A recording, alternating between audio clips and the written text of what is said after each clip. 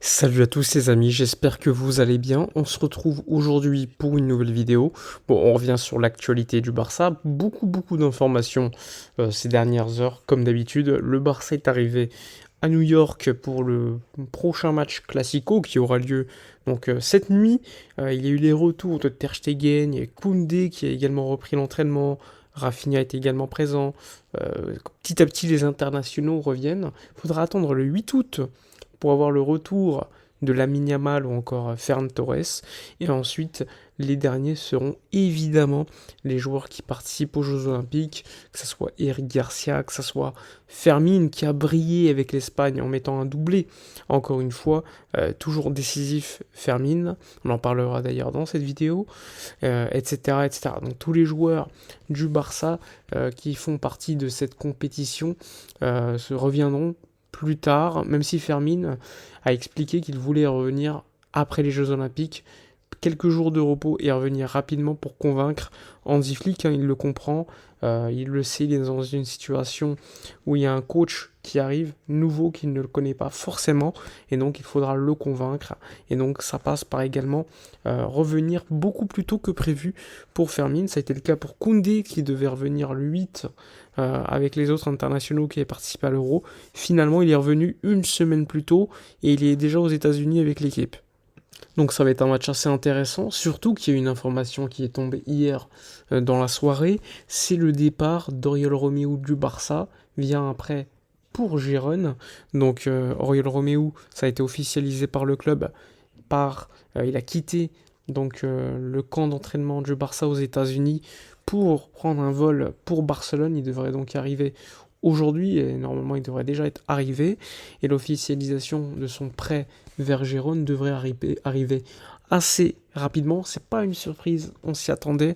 Après une saison compliquée pour le joueur, il avait exprimé qu'il voulait jouer et que s'il ne jouait pas, il partirait. Et vraisemblablement, avec en plus de cela Casado, Marc Bernal, qui petit à petit convainc la directive à Deco, Hansi Flick, et bien nécessairement Romeo a pris la bonne décision, partir. Partir vient après, évidemment, c'est pas un transfert, il est arrivé il y a un an, un échec assez cuisant. Heureusement, il avait un petit salaire, il a coûté 3,4 millions d'euros, donc ça reste relativement bas pour un échec de la mesure de celui du transfert d'Oriol Romeo.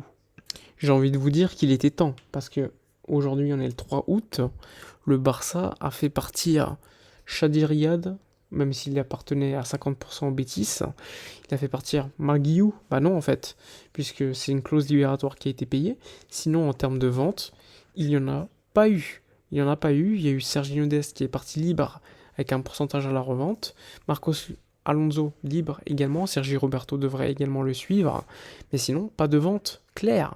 Et c'est quand même assez inquiétant, on est quand même le 3 août et les transferts n'avancent pas. C'est quelque chose que j'ai déjà évoqué lors de ma dernière vidéo, donc j'ai pas envie de revenir dessus de manière un peu plus conséquente. La réalité, c'est que le Barça va continuer vraisemblablement à faire confiance à ses jeunes parce qu'il ne peut pas investir des milliers des cents sur le marché des transferts. On peut parler évidemment du fait d'investir, de tenter d'investir sur Dani Olmo, parce qu'il y a beaucoup d'optimisme pour le faire, le deal à 60 millions d'euros, alors que honnêtement, dans l'effectif, évidemment, si l'effectif est complet, je vous dirais que Dani Olmo peut apporter, c'est intéressant de l'avoir, mais aujourd'hui, conditions économiques, priorité des postes, pour moi c'est une erreur de le prendre. Pas une erreur de le prendre parce qu'il est nul, mais parce que c'est pas une priorité pour moi. J'exige en tant que supporter du Barça, qu'on ne dépense pas 60 millions d'euros sur un joueur dont le profil est déjà présent dans l'effectif. Que ce soit par Fermin, qui doit certes confirmer sa saison, que ce soit par Pedri, qui certes se blesse, mais quand même, il sera présent.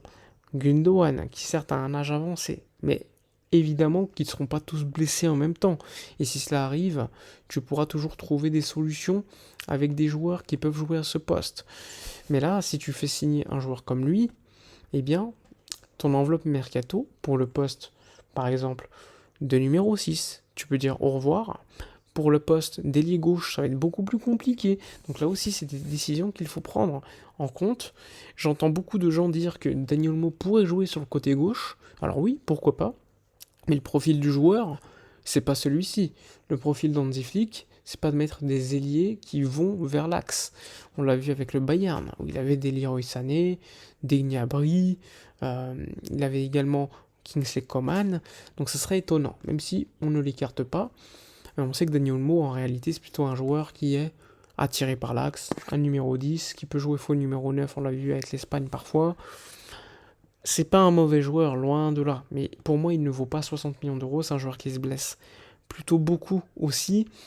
Et c'est un joueur qui a été formé à la maison. J'ai du mal à dépenser autant d'argent pour de tels joueurs. Je pense que la priorité doit être ailleurs. Le poste de latéral est à également renforcer. Parce que pour l'instant, aujourd'hui, on a Julian Araujo, Baldé, Alex Valle, ensuite Koundé. C'est trop léger. Alors on négocie avec City pour convaincre le club anglais à avoir Cancelo. Mais si tu n'as pas Cancelo, t'as qui? T'as personne. Donc ça aussi, c'est un élément, à mon avis, à renforcer en priorité. Le poste de 6, d'ailier gauche, latéral. Et ensuite, pourquoi pas, un numéro 10. Mais là, on fait un petit peu tout et l'inverse. Et malheureusement, je peux me tromper, mais même si Daniel Olmo marque des buts, etc., pour moi, les postes à prioriser, c'est pas le poste qu'occupe Daniel Olmo aujourd'hui. Sinon, en termes d'informations qu'on a pu avoir, le Barça, comme vous le savez, continue à faire ses petites tournées américaines qui va rapporter 8 millions d'euros. Donc ça, c'est une information qu'on a pu apprendre et confirmer. Donc 8 millions d'euros, c'est pas non plus une somme énorme. 8 millions d'euros plus, évidemment, un petit pourcentage sur la vente des billets. Donc ça, c'est toujours assez intéressant, on va pas se mentir. Sinon, globalement, le Barça continue une petite tournée américaine à Fermín López qui brille quant à lui aux Jeux Olympiques. Pas beaucoup d'informations, on va dire, d'une grande importance tant que Deco n'a pas avancé sur le mercato. Nico Williams, j'ai pas envie de vous en parler très longuement. C'est un joueur que le Barça veut toujours et attend toujours la décision finale. Est-ce qu'il attend parce qu'il n'a pas confiance au fait que le Barça ne puisse pas l'inscrire et attend qu'il y ait une confirmation du retour à la règle du 1 pour 1, ou tout simplement, est-ce qu'il attend? C'est un signe pour dire non. C'est vraiment deux théories qu'il faut voir, hein. Moi, je pense que si le joueur avait décidé de rester, il l'aurait dit clairement. Pourquoi ne pas le dire au club qui s'intéresse à lui, tout simplement, je reste. Pourquoi il ne le dit pas? Ça aussi, c'est quand même quelque chose qui me laisse assez perplexe. Les médias disent que le deal est en stand-by, en attente que le Barça régularise sa situation. Donc on va attendre encore une fois. Voilà pour toutes les informations de la journée. N'hésitez pas comme d'hab à donner votre avis dans les commentaires, likez, commentez, partagez. Je vous dis à la prochaine et d'ici là, comme d'habitude, portez-vous bien.